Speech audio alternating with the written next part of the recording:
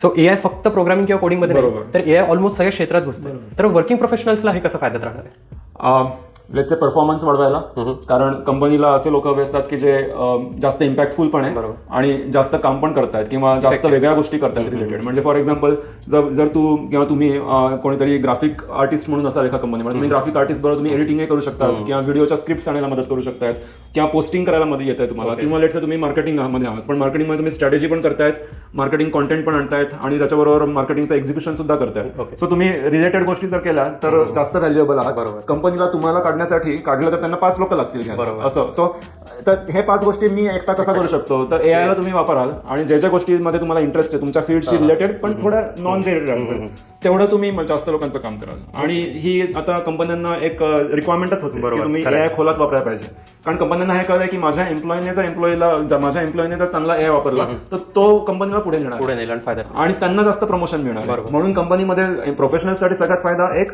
की प्रमोशनसाठी किंवा नवीन जॉब मिळण्यासाठी, आणि त्याच्याच बरोबर प्रमोशन कसं मिळणार आहे तर जास्त इम्पॅक्टफुल काम करून. इम्पॅक्टफुल काम करण्यासाठी एआय तुम्हाला इम्पॅक्टफुल पद्धतीने वापरावं लागेल.